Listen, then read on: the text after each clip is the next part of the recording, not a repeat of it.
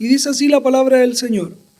Fue Sansón a Gaza y vio allí una mujer ramera, y se llegó a ella. Y fue dicho a los de Gaza, Sansón ha venido acá.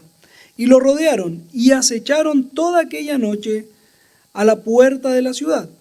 Y estuvieron callados toda aquella noche, diciendo, hasta la luz de la mañana, entonces lo mataremos.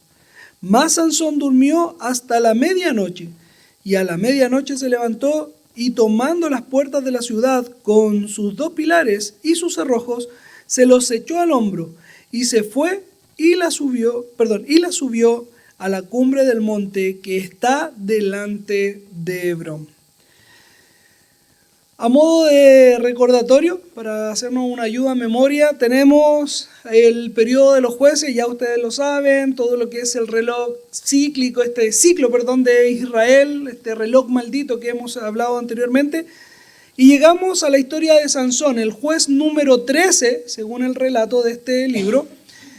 En el capítulo 13, de hecho, de ahí en adelante nosotros vemos cómo Dios ha escogido a este pequeño aún antes de ser concebido, llamando a su madre, también a su padre, para que lo cuidaran desde el vientre, insisto, hasta su adultez, enseñándole constantemente cómo debía glorificar a Dios. Este niño debía ser nazareo, que significa apartado para Dios, no nazareno, que ese es el que viene de Nazaret, sino que nazareo, que es un voto que hacía a alguna persona, donde no podía cortar su cabello, no podía consumir ningún tipo de derivados ni de la uva ni de la manzana, obviamente ni vino, ni sidra, ni nada de eso tampoco. No podía tocar persona muerta, habían ciertas restricciones, recordémoslo ahí en el libro de Números, capítulo 6, ahí está todo detallado qué es lo que podía y no podía hacer esta persona con su voto nazareo. Bien, este Sansón, entonces, ya creciendo, nosotros vimos cómo el Espíritu del Señor le acompañaba constantemente, revelando ya hasta este punto una fuerza extraordinaria, mayor a la de cualquier otro ser humano. Incluso los filisteos, que eran los que dominaban a Israel hasta ese entonces, reconocían el poder, la fuerza que este hombre tenía. No sé si lo atribuían a su Dios, pero sí sabían de que se meterían en grandes problemas si llegaban a enfrentar a Sansón. Nosotros hemos visto estos actos de fortaleza, de fuerza física de Sansón, el día de su boda, o la semana de su boda, mejor dicho, cuando perdiendo la apuesta por causa de la esposa que había adquirido, que había, buscado él, pierde la apuesta que había hecho con esos 30 compañeros a los que tuvo que reponer las 30 vestiduras. Esto significó que tuvo que ir y matar a 30 filisteos para despojarlos de sus ropas y estas mismas poder entregarlas como pago por la apuesta que había perdido. También vimos que posterior a que su esposa había sido asesinada junto a toda su familia, Sansón quema los sembradíos de los filisteos, lo que provoca que estos se reúnan y vayan a buscarlo hasta donde él se encontraba. Y nos vimos la semana pasada que con una quijada de burro él mata a más de 1000 filisteos que lo perseguían. Entonces ya estos actos no solamente le dieron un nombre a Sansón, sino que también provocó de que sintieran cierto temor hacia él. Al mismo tiempo, estos actos estas proezas que Sansón pudo realizar, nosotros llegamos o finalizamos el capítulo 15 en el verso 20, viendo de que él juzgó a Israel por 20 años. Es decir, y concluíamos el estudio anterior, de que el corazón de Sansón fue moldeado por medio de la adversidad. Y en un momento donde tal vez no le procuraba, no tenía la intención de juzgar a Israel, el hecho de que su esposa había sido asesinada, el hecho también de que filisteos lo persiguieran, de que su propio pueblo lo entregara, a pesar de que no le hicieron ningún daño, pero lo entregaron a los filisteos, todo esto vemos un corazón ya humillado delante de Dios, un corazón blando, a lo mejor antes era uno de piedra, ahora es uno de carne, que muestra un cariño hacia su pueblo, juzgándolo, cumpliendo el propósito que el Señor ya le había designado. Así terminamos entonces el capítulo 15, el estudio anterior, y hoy veremos en estos breves versículos que acabamos de leer cómo la soledad de Sansón trajo estragos en la vida de este, revelando al mismo tiempo cuál es la depravación del corazón, en este caso de Sansón, apuntando cuál era específicamente la debilidad que Sansón tenía. Tal vez lo hemos escuchado en otras oportunidades, lo hemos leído. Sansón se guiaba mucho por la vista, le gustaba las mujeres, le gustaba el sexo opuesto, por lo tanto su inclinación o su depravación iba orientado hasta ese lugar.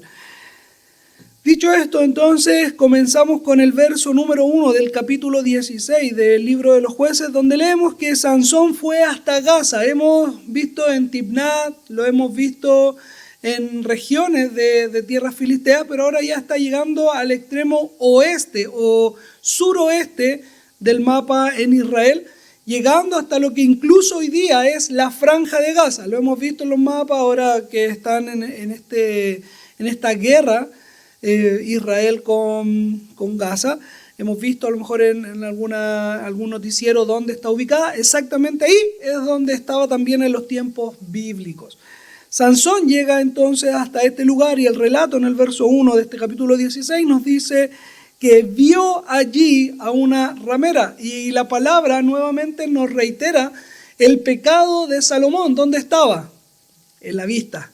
Vio allí, y la palabra que aquí utiliza en el original no es solamente que la miró, sino que la observó con detenimiento.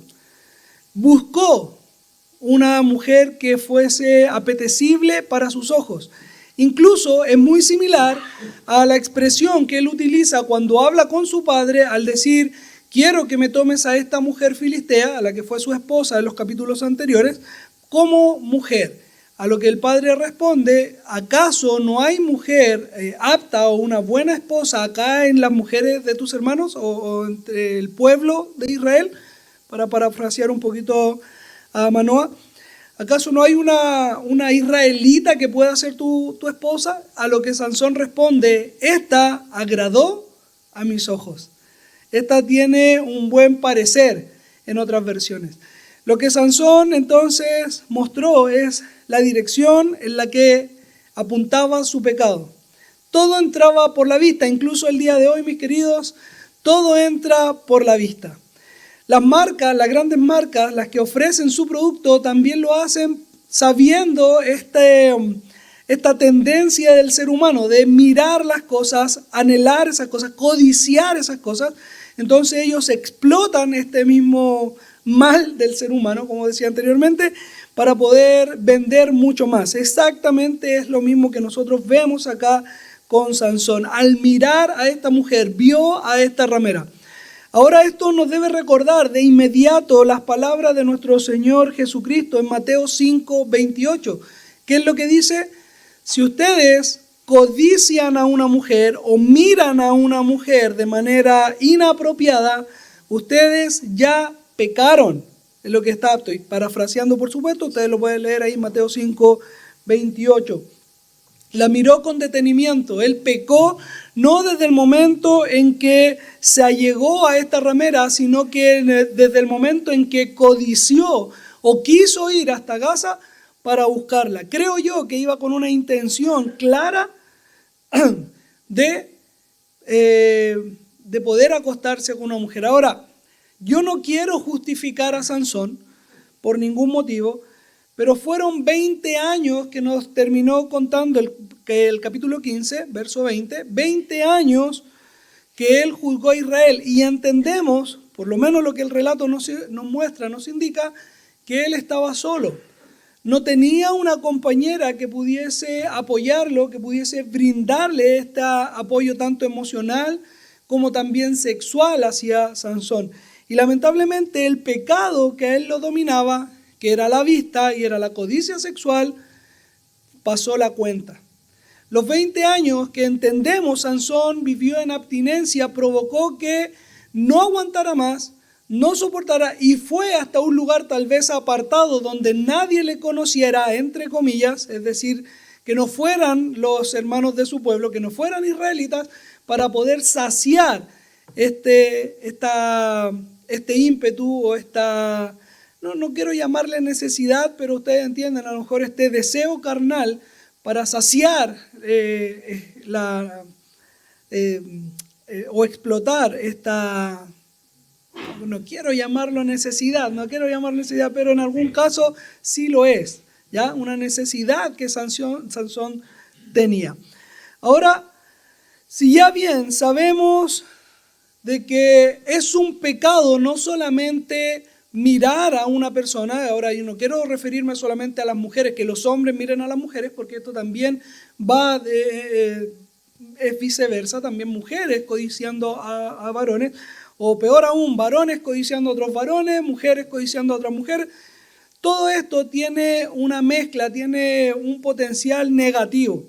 Sansón en este pecado no solamente de lujuria visual, sino que también concreta el acto sexual, debemos entender de que Israel conocía de que era abominación delante del Señor. Es más, en el libro de Deuteronomio ya Moisés nos había adelantado cómo esto era detestable delante del Señor, incluso a tal punto que él no quería, me refiero a Dios no quería recibir ningún tipo de ofrenda que proviniera de un acto de prostitución.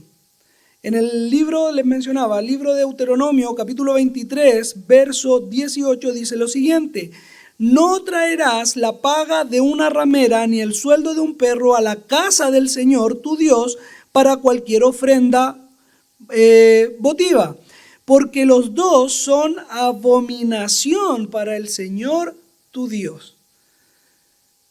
El acto de tener relaciones sexuales con una ramera delante de Dios es abominación. ¿Por qué? Dios ha entregado el placer sexual para poder ser desenvuelto, para poder ser aprovechado dentro del vínculo matrimonial. Y está de más decir, pero lo quiero aclarar, y este vínculo matrimonial es entre un hombre y una mujer.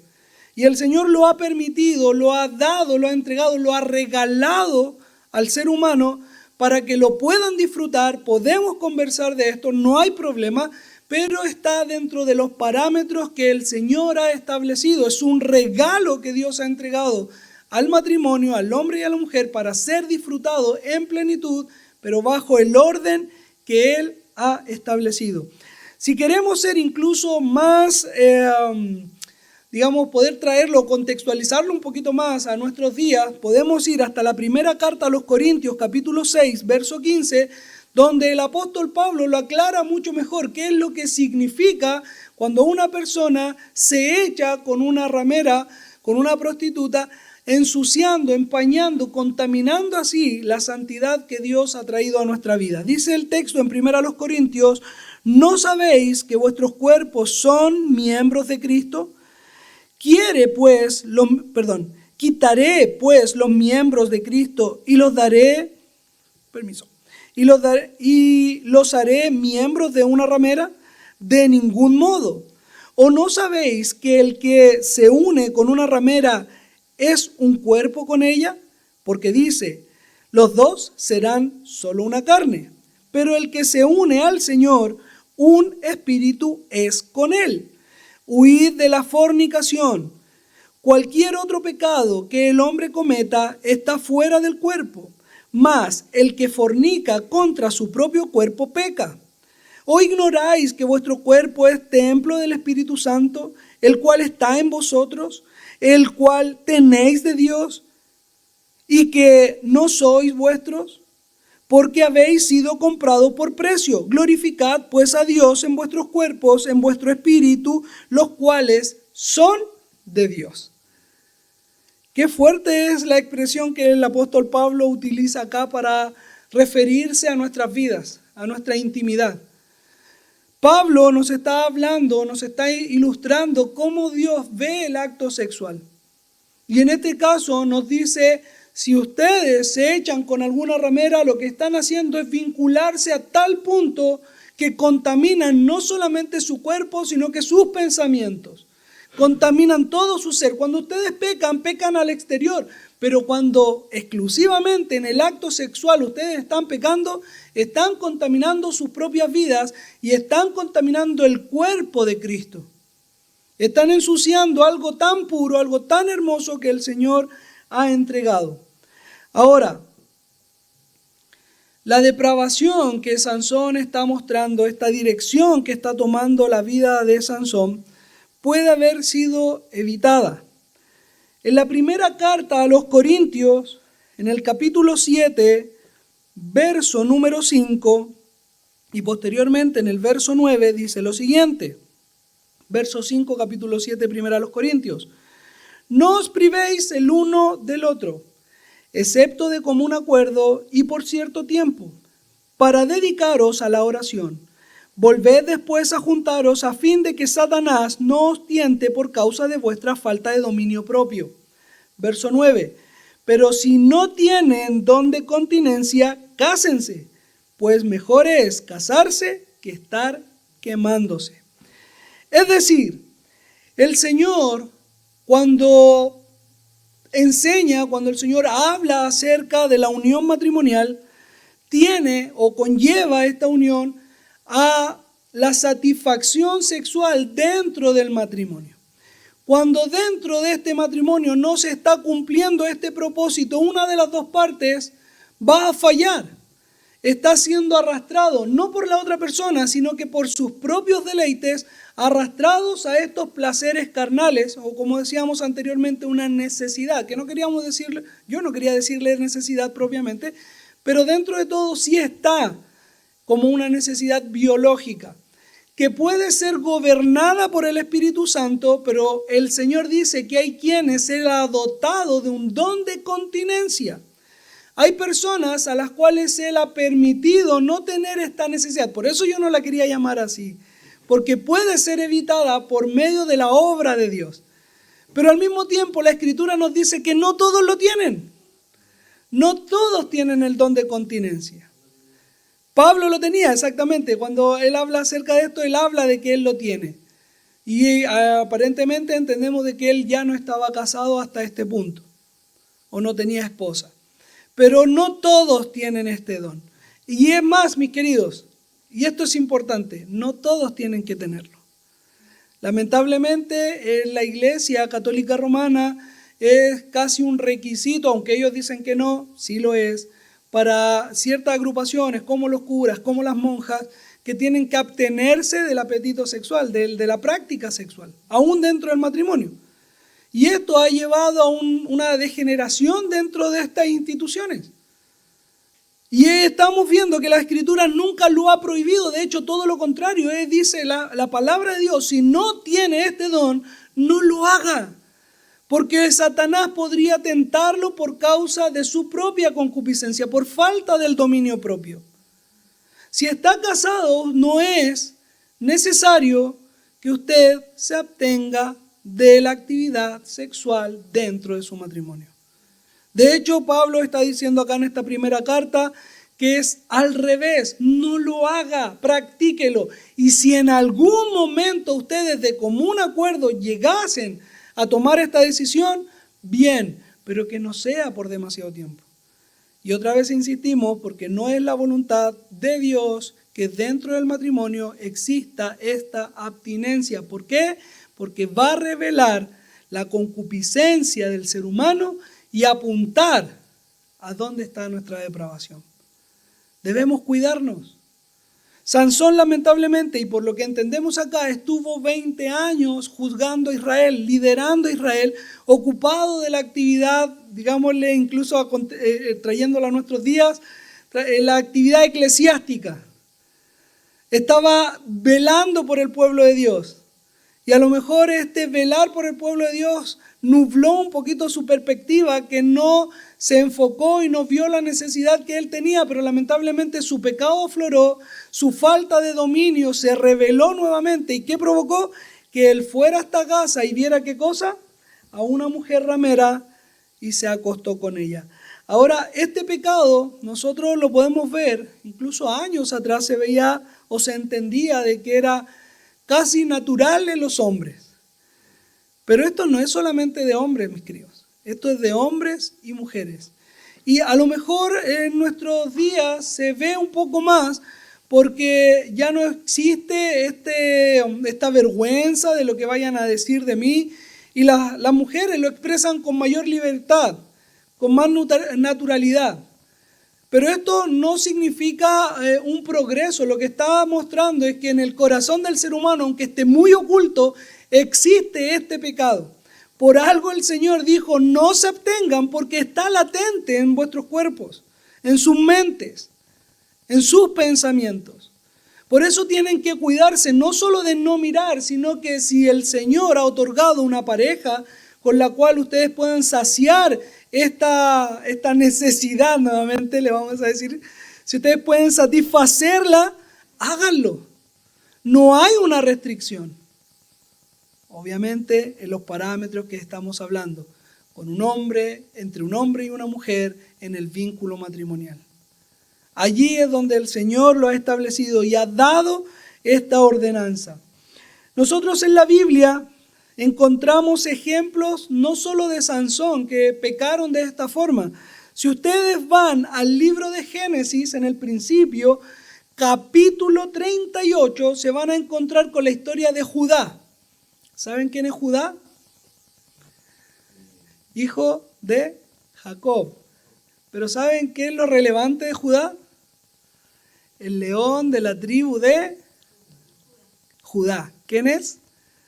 Es de donde viene Cristo. Es la tribu de la cual nace Jesucristo. Judá, estamos hablando ya de la persona, no de la tribu. Judá, cuando murió su esposa, él tenía 3 hijos. No sé si sabe la historia.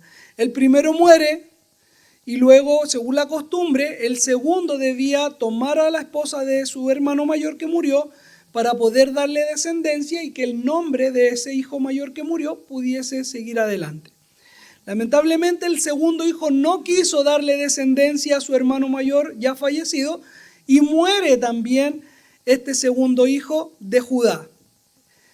El tercer hijo todavía era muy pequeño, entonces le dice a su nuera Tamar que cuando el hijo creciera, él se lo iba a entregar como esposo para que la descendencia de su hijo continuara.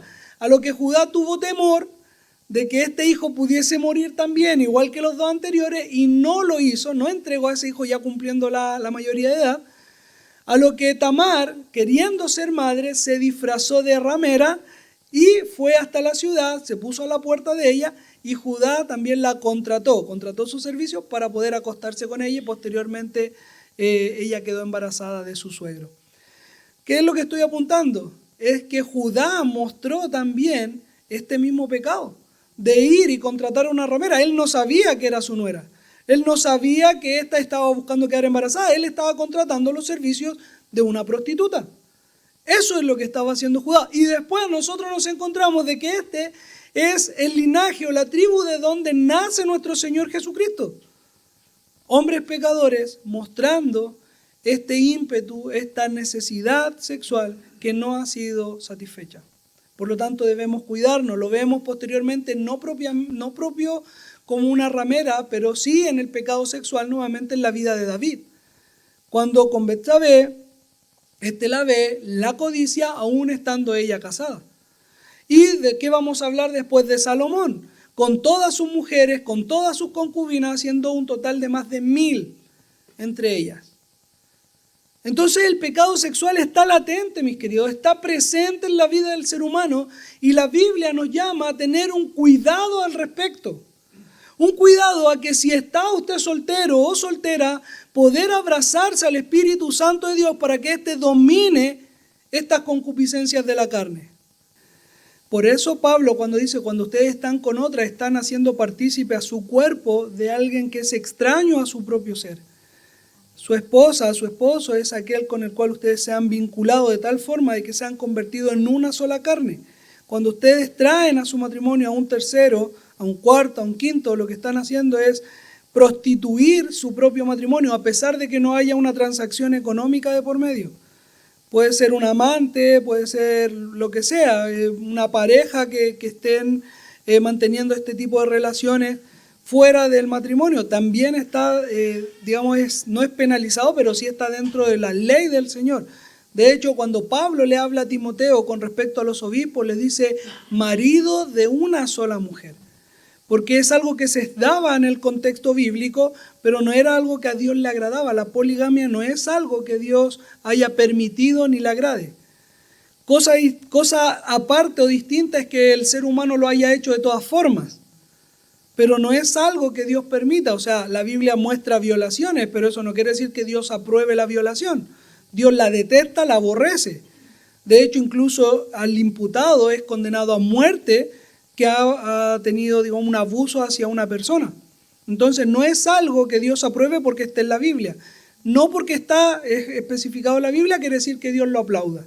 No porque Abraham tuvo más de una esposa, no porque Salomón tuvo más de una esposa, quiere decir que Dios lo permita, sino que muestra simplemente cuál es el pecado del ser humano. El Espíritu, entonces, nosotros estamos viendo que el Espíritu del Señor, este Espíritu que nos une a Cristo, es el que nos capacita también para poder decir que no a los placeres carnales. Y además, este mismo Espíritu es el que nos santifica. Podemos decir que no a esta necesidad que yo mencionaba hace un rato atrás, pero por medio del Espíritu Santo. Podemos ser transformados por medio del Espíritu Santo. Pero para esto nosotros debemos tener la comprensión y la humildad necesaria para clamar delante de Dios y pedir por esta necesidad que podemos llegar a tener en nuestro cuerpo. Podemos pedir el don de continencia si no nos encontramos en un contexto donde podamos satisfacer la necesidad sexual. Si estamos sin pareja, no estamos casados, o si estoy casado y me está trayendo otra persona, puedo pedirle al Señor, Señor, ayúdame en esto. Pero si usted es un esposo o una esposa con su marido, ustedes deben cumplir los deberes conyugales que el Señor ha establecido dentro del matrimonio. Y pueden hacerlo con libertad y con toda tranquilidad. Bien, sigamos con el relato bíblico, mis queridos. Verso número 2. Y fue dicho a los de Gaza, Sansón vino acá y lo rodearon y acecharon toda aquella noche a la puerta de la ciudad y estuvieron callados toda la noche diciendo, hasta la luz de la mañana, entonces lo mataremos. Mis queridos, hay un texto en Primera de Pedro, capítulo 5, verso 8. ¿Quién lo tiene? Primera de Pedro 5, 8. Y mientras tanto buscan Primera de Pedro 5, 8, le voy a pedir a alguien que tenga por favor ahí el dedito marcadito en Salmo 22. Ya, léalo por favor. Y que alguien me busque mientras tanto Salmo 22. Dice, practiquen el dominio propio y manténganse alerta. Uh-huh. Su enemigo, el diablo, ronda como león rugiente buscando a quien devorar. Ya, excelente. La versión de las Américas dice, está acechando. Satanás está acechando. ¿Qué estaban haciendo los filisteos cuando se enteraron que Salomón estaba en Gaza? Acechando. Y bueno, Yesenia me dijo, tienes mal escrito acechar. Lo tienes con C y es con S. Y yo dije, bueno. Y después veo en la Biblia que la Biblia está con C. Y dijimos, bueno, entonces, ¿es con C o con S? Y empezamos a buscar, y cuando va con C, quiere decir que lo están observando, buscando que éste cometa algún error, como un cazador a su presa. Cuando es con S, se está refiriendo más a un armamento que está apuntando ya para atacar. Sin embargo, el que es con C, que el que aparece aquí en el libro de los jueces, y también aparece en Primera de Pedro, es con C, diciéndonos que nuestro enemigo nos está observando, buscando nuestra caída, buscando el error, buscando el momento exacto, pero con una observación, algo visual, nuevamente. Y acá nosotros vemos entonces de que a Sansón, Cuando Sansón se enteran de que está con esta mujer, estos enemigos, estos filisteos, comenzaron a observarlo para ver el momento preciso de poder atacar, de poder ir contra él. Mis queridos, siempre habrá alguien que lo esté observando. Satanás es un experto en estar mirando, sobre todo a los hijos de Dios. ¿Recuerdan ustedes en el capítulo 1 del libro de Job? Cuando el Señor habla con Satanás y le dice, ¿dónde estaba Satanás? ¿Cuál fue la respuesta? Aquí, rondando la tierra. ¿Qué estaba haciendo Satanás? Acechando. El libro de los Salmos, capítulo 22, hace una expresión similar de nuestro Señor Jesucristo. ¿Qué es lo que dice? David, profetizando acerca del Señor Jesucristo, nos dice ¿qué cosa? Salmo 22, 16, ¿quién lo puede leer? Me rodea un montón de perros, una banda de criminales me acomete. Ya. Mis manos y mis pies. Ya, hasta ahí no va, hermana querida. Horadaron mis manos o taladraron mis manos y mis pies, pero antes dice, me acecharon perros, me rodearon perros. Esa es la expresión que David utiliza profetizando a nuestro Señor Jesucristo, que fue la acción que los fariseos y muchos judíos tuvieron hacia Cristo. Le acecharon, buscando algún error en su vida. Por supuesto, en Cristo no la encontraron. La pregunta es, ¿cuántos errores encuentran en mí? Mis queridos, siempre hay alguien que está pendiente de lo que usted está haciendo para decir, ¿y tú no eres cristiano? ¿Y tú no eras hijo de Dios? ¿Y así hablan ustedes? ¿Y así actúan ustedes? ¿Esa es la forma de actuar de un creyente? Yo se los he dicho en otras oportunidades, pareciera que el incrédulo sabe mejor que nosotros cómo debiese actuar el creyente. Pareciera que ellos lo tienen más claro que nosotros. Y cuando nosotros tropezamos, cuando nosotros caemos, ¿qué es lo que hacen? Tú, acechando. Por lo tanto, tengamos cuidado de nuestro actuar. El libro de Salmo, en el capítulo 22 que acabamos de leer, si ustedes avanzan, cuando David está hablando acerca de esta profecía de Cristo, en el verso 21, observen lo que dice, el que lo tenga. Salmo 22 todavía. Salmo 22, verso 21. Ya avanzamos de esta profecía de donde perros me rodearon, mi lengua se pegó al paladar, horadaron mis manos y mis pies. Pero ¿qué dice el verso 21? Libra mi vida de la espada, no dejes que me desgarren esos perros. Amén. Ahí nomás, hermana, con eso es suficiente. Líbrame de esta situación, parafraseando el Salmo. Si recordamos a Cristo en el Getsemaní, su oración fue, si es tu voluntad, pase de mí esta copa. Mis queridos, pídale al Señor cuál necesitado, hambriento y sediento, que Él dará de su espíritu para que usted pueda ser cubierto, pueda ser protegido, pueda ser santificado por este poder que viene del Señor, para que este espíritu lo liberte de la esclavitud del pecado. Pídale al Señor cuál necesitado y verá la gracia que viene del cielo. Podemos hacerlo. El pecado es una realidad en la vida de todo ser humano. La Escritura nos dice que no se salva ninguno. Desde el vientre de nuestra madre, desde la concepción de nuestra vida. En pecado hemos sido concebidos, dice el salmista. En pecado hemos sido concebidos, significa que no hay justo ni aun uno, como también repite el salmista en el Salmo número 14, y Pablo lo vuelve a mencionar en los primeros capítulos de Romanos.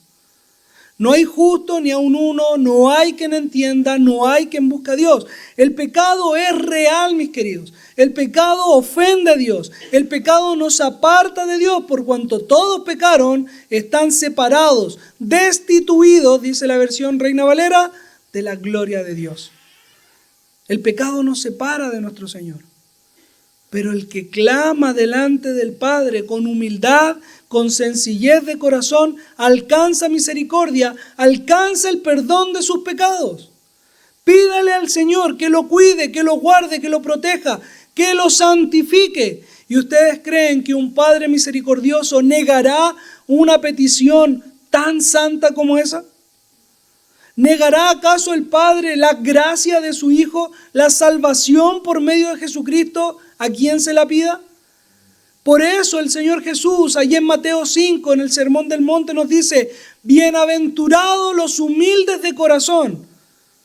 No los que son pobres económicamente, sino los que son humildes verdaderamente, que reconocen su condición delante de Dios. Pida perdón por sus pecados, que el Señor tiene misericordia para aquellos que la solicitan. Terminando en el verso número 3, nosotros leemos lo siguiente: Mas Sansón durmió hasta la medianoche, y a la medianoche se levantó y, tomando las puertas de la ciudad con sus 2 pilares y sus cerrojos, se las echó al hombro y se fue y las subió a la cumbre del monte que está delante de Hebrón, de la ciudad. ¿Qué es lo que nosotros vemos acá? Primero, en esta acechanza que tienen los enemigos de los hijos de Dios, que Sansón durmió solo hasta la medianoche. Es linda la metáfora también para nosotros, porque es tiempo de despertar. Estamos durmiendo. Leíamos en Primera de Pedro de que estemos atentos, despertemos, velemos, porque nuestro enemigo está cual león rugiente, acechándonos para devorarnos en el momento preciso.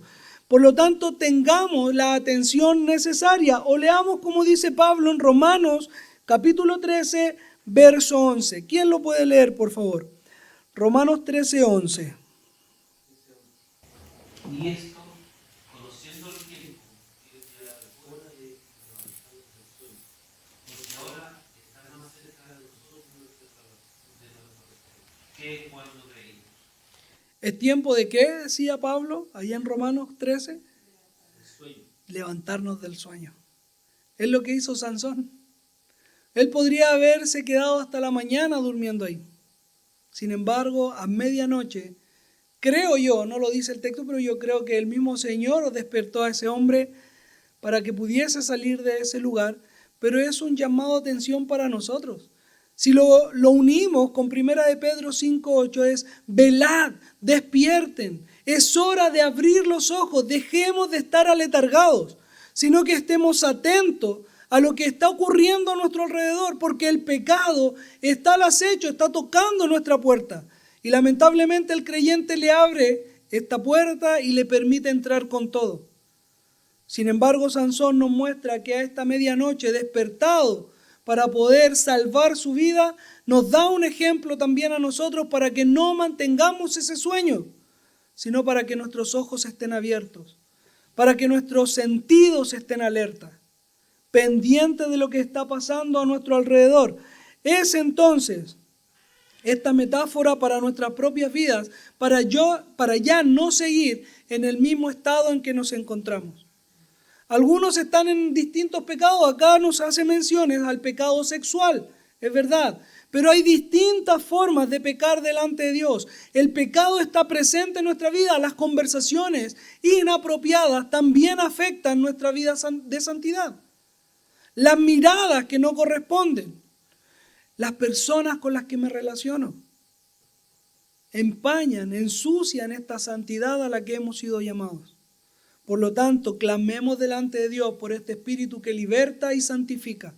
Clamemos al Señor por el perdón de nuestros pecados, arrepentidos por todos y cada uno de ellos. Despertemos al sueño que el Dios de este siglo tiene sobre la humanidad. No permitamos que éste nos ciegue. Ahora, nosotros también vemos otra realidad en este verso número 3. Primero, despertemos. Y en segundo lugar, yo veo la fuerza de Sansón de tomar unas puertas, porque no imaginemos estas puertas como la que tenemos nosotros en la iglesia, que si bien puede ser un poquito más ancha que la de nuestra casa, sigue siendo todavía una puerta que se puede levantar, ¿cierto? Pensemos en una ciudad con murallas inmensas, con entradas muy grandes. con puertas quizás de cuántos kilos, y a eso se le añade cerrojos, se le añade las bisagras y se le añade también los pilares. Yo no sé cuánto peso habrá tenido esa puerta, pero si hace mención en la Biblia es porque fue algo increíble. A tal punto que los hombres que estaban en la puerta, dice el verso 2, estaban en la puerta de la ciudad acechando, vieron este acto de poder, de fuerza de Sansón, y ninguno de ellos se atrevió a ir contra Sansón. Y este lo llevó no solamente derribando, no solo derribó las puertas, sino que se las echó arriba y las llevó a un monte, hermanos. Yo no sé si usted ha escalado un cerro. La pendiente que el cerro tiene dificulta la subida. Imagínese usted con un peso sobre sus hombros. O sea, Sansón realmente era un hombre fuerte, eso es innegable. Pero ahora yo les hago una pregunta. ¿Debió Dios haber ayudado a Sansón después de lo que estaba haciendo? Él estaba pecando, él estaba con una ramera ofendiendo a Dios, contaminando su santidad, yendo con una filistea. Y ahora Dios le bendice, permitiendo que tome esas puertas, que las lleve al monte y las deje allí. Libró su vida en aquel entonces. ¿Y sabes qué? Sansón muchas veces es utilizado para decir, oh, Sansón, mira cómo actuó, mira Sansón su pecado. Sí, está allí, está marcado en nuestras Biblias. Sansón pecó delante de Dios. Pero ¿hay alguna diferencia entre Sansón y yo? ¿Hay realmente diferencia? Mis queridos, cada uno de nosotros ha pecado y ha ofendido a Dios constantemente. No es solo Sansón. ¿Y sabes qué es lo más maravilloso? Dios perdona. Dios extiende su mano con misericordia. A pesar de las circunstancias pecaminosas en las que estemos. Si realmente hemos clamado delante de Él, Él ha extendido esa mano y nos ha llamado. Hemos dicho que Sansón es un tipo de Cristo, así como todos los otros 12 jueces que hemos tratado anteriormente. Son un tipo de Cristo. Cuando nosotros hablamos de un tipo de Cristo, yo lo expreso de la siguiente forma. Son como luces, flash, que recibimos de lo que va a ser en perfección Jesús. Pero estos hombres solamente van marcando algunas etapas, algunos puntos, algo específico de la vida del Señor. No están en plenitud, no están en perfección. Sansón asimismo, como fue escogido por Dios para liberar a su pueblo y fue también entregado por su pueblo hacia sus enemigos, también Cristo lo fue. Pero Sansón, al igual que los otros jueces, no solamente son tipos de Cristo, son ejemplos para mí. Son tipos del creyente. Sansón es una muestra de un hijo de Dios que peca y ofende a Dios. Y vaya que lo hace Sansón. Y yo por eso les preguntaba anteriormente, ¿pero realmente es diferente a mí? La única diferencia es que los pecados de Sansón están registrados en un libro que muchos lo han leído. Miles, millones lo han leído. Y conocieron su pecado porque está registrado aquí. Pero ¿cuántos pecados nuestros? Nadie se entera. Pero somos mandados a hacer para apuntar a Sansón, para apuntar a Jefté, para apuntar a todos los hombres de la Biblia, mujeres de la Biblia, a David, a Salomón, como decíamos anteriormente. Y, ojo, pero ¿cómo pudo hacer esto? ¿Y cómo tú puedes ofender a Dios? Y a pesar de eso, Él sigue mostrando su gracia contigo. A pesar de tu pecado, Él sigue dando fuerza al debilitado. Él sigue levantando tu corazón, levantando tu cuerpo cada mañana, a pesar de que le ofendemos día tras día, a pesar de que pecamos delante de Él día tras día. A pesar de eso, Dios es misericordioso, compasivo con nosotros. Es lo que vemos en Sansón, no hay otra realidad. No es la fuerza de Sansón, lo hemos dicho muchas veces en los estudios anteriores. No es la capacidad del juez, es la misericordia de Dios para con los suyos. Así también nosotros, mis queridos, si hemos pecado delante de Dios, podemos orar delante del Padre con arrepentimiento genuino en nuestros corazones y Él extenderá su mano y nos levantará y nos fortalecerá y nos limpiará por su gracia. Mis queridos, por último, el verso 2 nos dice que estos hombres acecharon toda la noche a las puertas de la ciudad. Cuando Sansón echó arriba esas puertas y luego las llevó hasta el monte, yo les mencionaba de que nadie, no sé cuántos habrían, digamos que habían 20, 100, 2000, no importa, pero los que habían en esa ciudad no fueron capaces de confrontar a Sansón después de lo que veían. ¿Recuerdan lo que leyó la hermana Luz en el capítulo 23 de Josué?